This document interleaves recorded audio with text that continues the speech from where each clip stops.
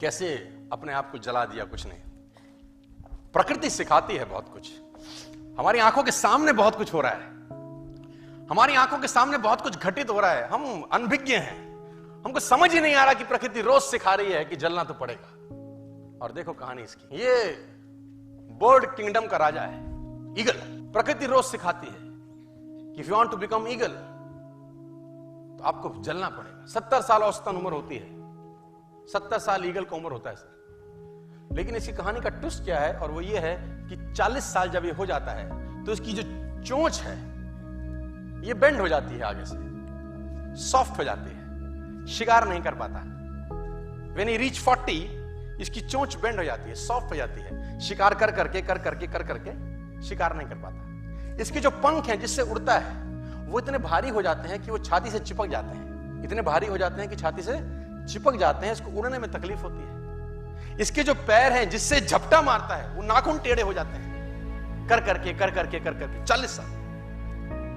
अब इसके पास चॉइस है कि 40 साल के बाद मर जाए, क्योंकि उड़ सकता नहीं है, शिकार कर नहीं सकता, पंख भारी हो गए, उड़ना दिक्कत, शिकार पकड़ नहीं सकता क्योंकि पैर के नाखून खराब हो गए, और पकड़ भी ले तो चोंच से उसको मार नहीं सकता।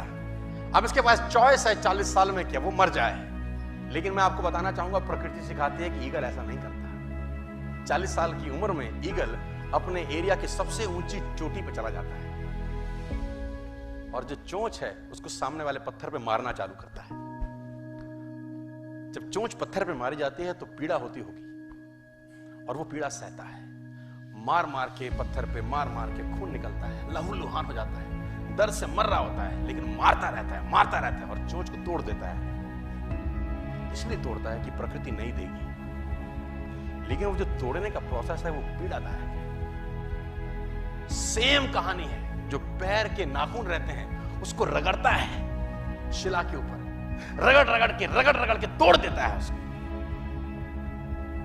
कितना पेनफुल रहता होगा।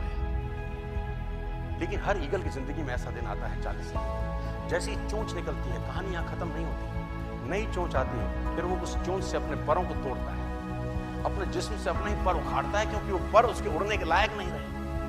भयंकर पीड़ा होती होगी, भयंकर। लेकिन इस प्रोसेस से हर ईगल गुजरता है अपनी जिंदगी में से, और 40 साल के इस प्रोसेस में 6 महीने के बाद वो एक नया ईगल होके 30 साल और जीता है, 30 साल और जीता है सर। तो आहुति तो देनी पड़ेगी। आज कल परसों चॉइस आपकी है।